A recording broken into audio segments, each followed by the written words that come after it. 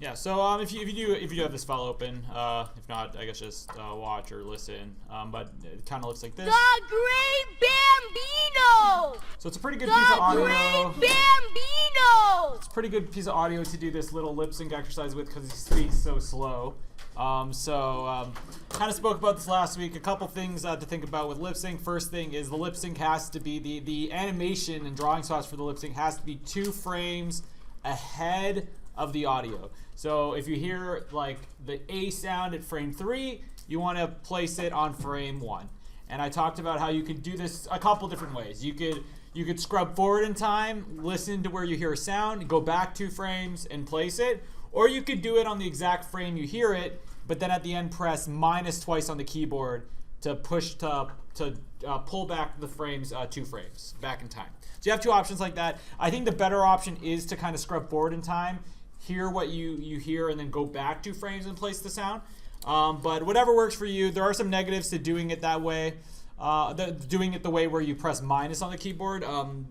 Probably a big negative is just you can't exactly see the position a mouse will be placed on a specific frame. And sometimes that does matter because you place it exactly on the frame, you think it looks good, you press minus on the keyboard, it'll take wherever you place that mouth and bring it 2 frames earlier, and then you might find that the mouth actually is like, maybe that mouth is like this or like that, and then you have to fix it maybe frame by frame or something, or maybe it wouldn't be frame by frame, but every frame or so you'd have to fix it. You tend to want to go back in and add extra animation on the mouth anyway, but that's just something to think about there. So just play this here. The Great Bambino! Okay, before I get on with the lip sync, this was part of a more extensive demo where we did the in-betweens. So I'll just do the in-betweens quickly. If you want to do it with me, it's the keys and the breakdowns here to the right of the animated version. So a quick review on in-betweening, which I think you guys have all done anyway, or should be done. But if you're doing it in class, heads up there. Just looking at my timing charts here, the frame 3 is favored towards frame 1, so I can just do a very favored frame drag away from frame 1, so frame 2 to frame 3. And then here from 7 to 13 is just half, so I'll just do half frame drags away from where it's slowing down at frame 13. And I can do like a favored one here at the end. And so that's the only in-betweens kind of there for that first section, because the rest here is all kind of in-between already, because the breakdowns are the only in-betweens. Except here between 25 to 35, same thing, 27 is a breakdown, but between 27 and 35, it is in between on halves. So I can throw the motion tween on there, and just following my timing chart, I would want to drag away from 35, placing a keyframe every 2 frames from half, so I can do that quickly. And I can place that I can do the final one, have it be a little favored, but that's just a personal preference. Though it tends to look a little bit more cushioned, a little more nice. Okay. And then between here, 25 to 35, or sorry, this is 35 to 47. There's 2 breakdowns, and I can just throw a motion tween either side. It's a favored frame drag on this side of the breakdown, of the first breakdown, and then half space frame drags away from the second key pose at 47, like so. And then lastly, I have 2 breakdowns here in between 47 to 55, which I can quickly do here. Again, favorite frame drag away from 47. Wait, no. Wait, what do I got here? This is 51 to 55. So sorry, 51 to 55. So I'm going to frame drag the right way, so I'm going to go 54 to 53. And then lastly here, 57 to 67 is just in between on half spacing, so I can just drag away from 67. Okay, but anyway, that's mostly a quick review. So if you are doing this demo, or if you do want to follow along with the lip sync portion, you can just forget that anyway and just go to the animated version. And what we can do here, or what I'm going to do here, is just go into the mouth here. So if you have your settings correct, you can just click on the mouth, move your mouse down here, press O, and you can select all the drawing swaps there, press delete, and then extend the exposure of the mouth drawing swaps with F5. So this is what I have right now. The Great Bambino! The Great Bambino! So, lip sync. So when you're doing lip sync, I talked about this last week, but you're basically treating every kind of syllable, I guess you could say, as kind of its own set of 2 key poses, where it kind of pops open on the vowel, and then shrinks towards a consonant. That's basically how it is. If you're doing it traditionally, you could think about it like that. Like if there's an O mouth and it kind of maybe it shrinks towards like the smaller oo or something, you could obviously pop open on the big O, and then it would shrink towards the oo mouth. That would be like really tight or something like that, for example. But here, for example, if I go into the mouth here and we're starting here, my strat is usually, of course, place whatever the first consonant is. But after that, I'm always looking to find obviously where the vowel first is, where it pops open. But then instead of continuing on from that vowel and just placing drawing swaps until I get to the end of that phrase or that syllable, I tend to go immediately to where the end of the syllable is, where the consonant comes in, and place that next. So I kind of do place the consonant first, then I place the end of that syllable where place the vowel first, then I go to the end of that syllable where the consonant is, and then I use what available frames there are in between the vowel and the consonant, and depending on what drawing swaps are available, to kind of in between towards it. That's what I find is the fastest way and usually works the best. You could just go frame by frame, and by frame I do mean like going ahead, then hearing a sound and going back to 2 frames. You could go like just like chronologically through and do the lip sync too, but you probably would have to adjust some things as a little bit more, going back and refix things. I guess that you might have to do that either way, but I've just found over the years the best way to do it is to kind of basically treat it like how we treat just pose action in general. Kind of place the key poses, which would be again that vowel popping open and then the consonant, and then do the in-betweens essentially. So, and this is a pretty good little piece of audio to do that with, because the syllables are so drawn out. So just scrubbing through here. For example, here I hear the sound. I already placed kind of the gum mouth, which is just that starting kind of close teeth. But I hear the mouth for great kind of coming, or for the. The mouth for the coming out at 7 and 8.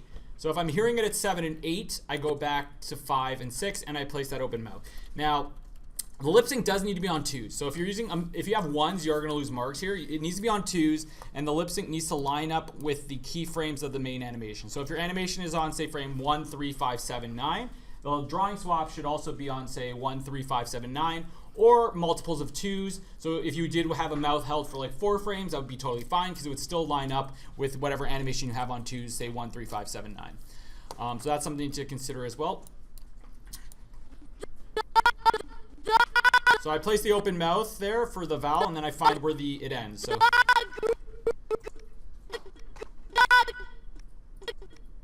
So I kind of hear the sound kind of ending, and it's kind of absent here at 15 and 16.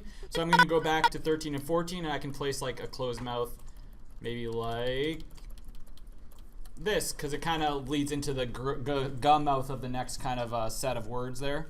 And then what I do then is after I place those 2 drawings, I just kind of look at how many drawing swaps I have available here. There's 3.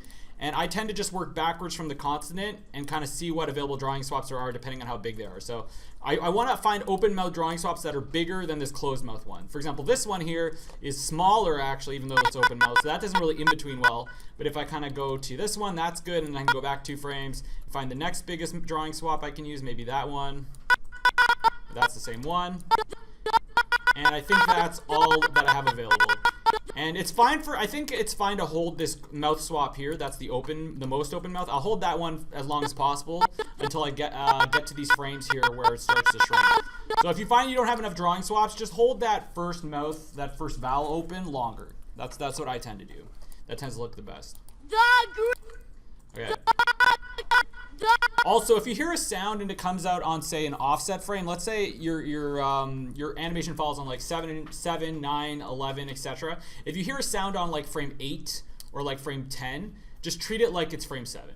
So if you hear it on 8, go back to 7, and then go back 2 frames to 5. So it would technically be 3 frames ahead at that point, but that would be technically correct because it's on 2s. Every set of 2 frames is essentially the same like instance in time. So 7 and 8 is exactly the same. 9 and 10 is exactly the same. So if you hear it on 10, place it on 7, essentially. Okay. So after I found that last consonant, filled in all the in-betweens that I could with depending on the frames and drawing swaps available, I personally just go and find the next vowel. So I can hear the A sound coming out at 21, 22, probably around 22. So I go back 2 frames to 19, and I can place the open mouth again there. And then I do need to resolve the consonant prior because it is great. So I will actually go back 2 frames from there and then place a mouth that works kind of for the R sound. Maybe this one here for great. So that's good. And then now I'll go and find basically the second key pose of this pose-to-pose action for the mouth, even though it's not really a pose-to-pose action, but kind of think like that, where it closes here for the great. So 29 and 30. So then I hear it at 29 and 30. I go back 2 frames to 27, or I go back to the next keyframe at 27. And I can place this mouth. There's a lot of mouths in this rig that you could use. You could use like this for the t sound. Looks kind of weird. Or maybe even this one here for the t sound. But I think in most cases, it's best just to use that for a lot of mouths. A lot of rigs actually just avoid using this mouth or like a mouth like this, and they kind of default to just doing that. It's kind of like a streamline thing that's become very common. But I will say this specific mouth I would avoid using. It looks a little odd. But great. And then again, I can look down here and see I have these drawing swaps available that I need to fill in, kind of treat as in between. So I tend to work backwards from the consonant and see what's available.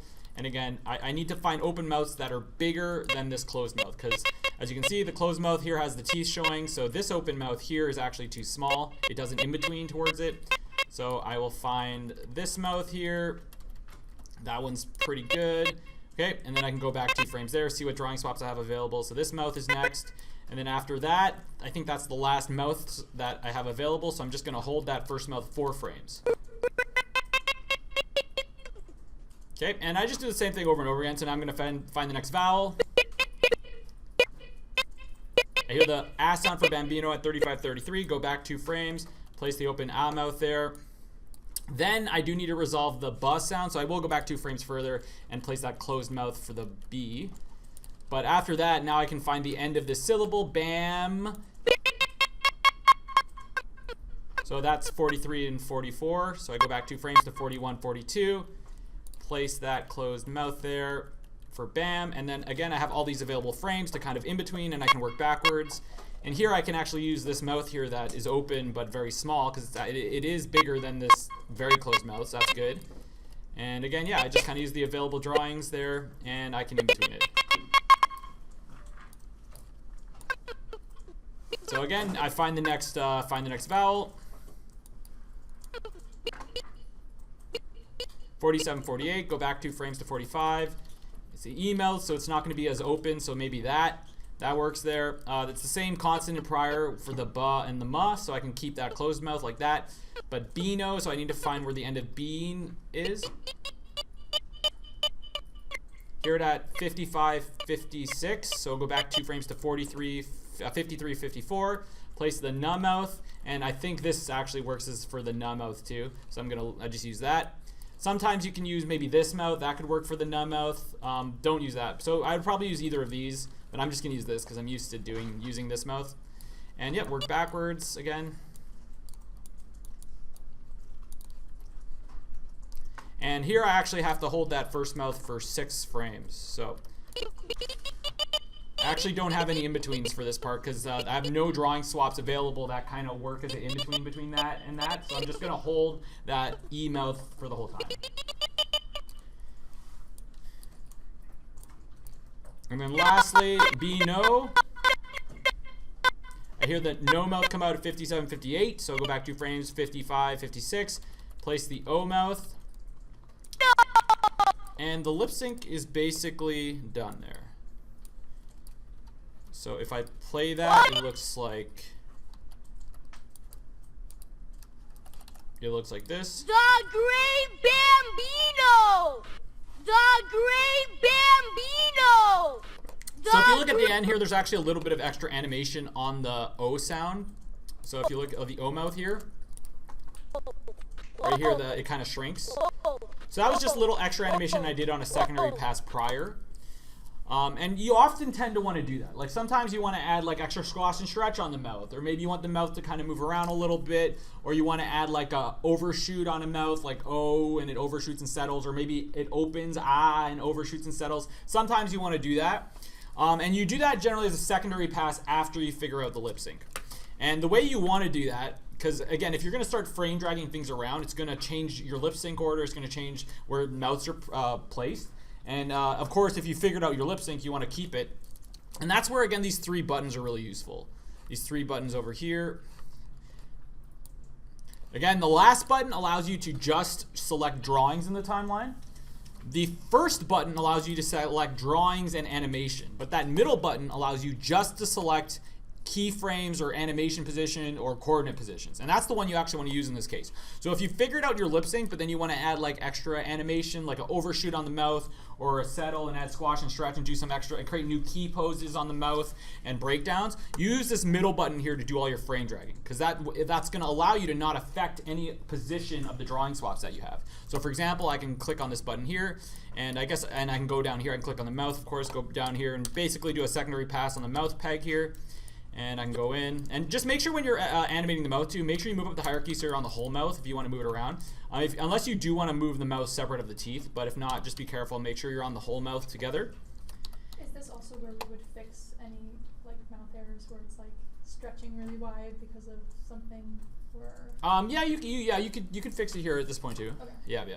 Hopefully that's just like one frame here or there. You just adjust. But if it's throughout it all, you can create new keys on the mouth and do some extra animation on it. But for example here, so I could have the mouth kind of dragging behind the head here. For example, I could create new keys here. So I could have the mouth kind of, maybe on one key it's kind of going this way. And then I'll delete the keyframe after so I just know that's a key. And here I could have it the mouth dragging like that if I wanted, let's say. So I have these 2 keys here for the mouth, and then it will catch up to the head. Maybe it'll overshoot here.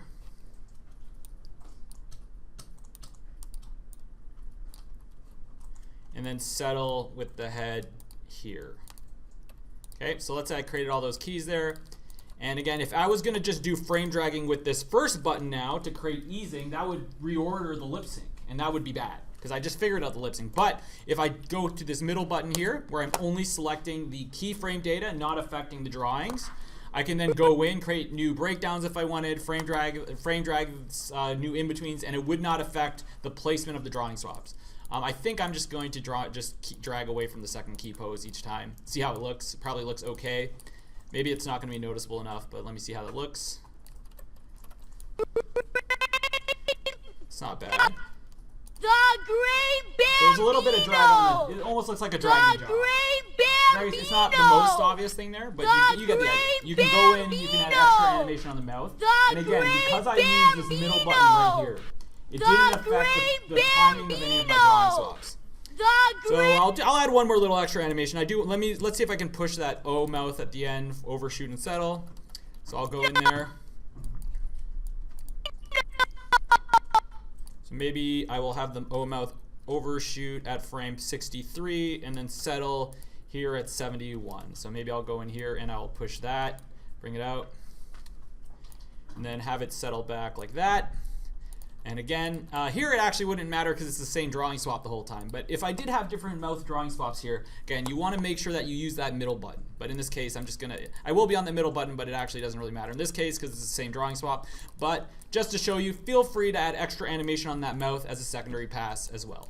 Okay, so I'll play that. The Great Bambino! So, The janky. Great What did I Bambino! do? Let me go back. I was on the wrong peg, I think.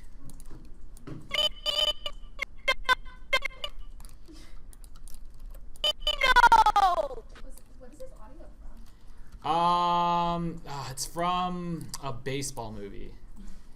Is it the one with Billy Bob Thornton, I think, maybe? Does that sound familiar? Man, I would. It's like so old. It's like not old enough to be a classic, but it's like old enough for me to know about. But you guys are too young. I think it's some baseball person. It's a baseball something. Oh. It's somebody in the movie or something.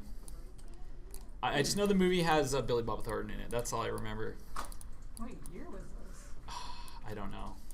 I could be wrong. I'm sure if you Google it, you'll find it's from. Maybe it's a different movie. I'm lying to you. Oh, wait. From the dinosaur. Bambino! Anyway. The Great Bambino! Oh, Sandlot. So that's not the one with Billy Bob Thornton. Never mind. Bambino! That is a baseball The dude. Great Bambino. Okay, so you can add animation on that. By the way, again, don't forget you do need secondary for this assignment, like drag on the hair and the ears. I did the main demo for that last week. I'm not gonna do it this week, even though it's technically due. We didn't need to do this week, but if you do want a refresher on that, I mean, we did the triangle and the antenna thing a while back, and then I did do a demo showing again secondary last week. So if you do need a refresher on that, check last week. But it's the same process. You just select whatever secondary piece you want to do follow through animation on. You move up the hierarchy so you're on that completely. You move your mouse down here, create new keys, new breakdowns. Just make sure it's all smooth and whatnot. And again, you can review that for next week. Okay. Okay. So. Ears required, or was it? No, so you need it on something. So you need it on at least the ears or the hair. I do think the hair is more obvious, but as long as it's on something, you'll get the marks, and as long as it looks good. Because when you have to do the deformers. Yeah, you could. Yeah, you'd have to use the deformers. So it's up to you if you want to do it deformer based, dragging like that. Like, can you separate that in like all the other things and do those things? I guess there would have to be. Never mind, this question. No worries. No, I have a little bit of it on his ears here, for example. But, The Great Bambino. okay. Thank you. Okay, so I'm gonna have our policy mandated break. We'll have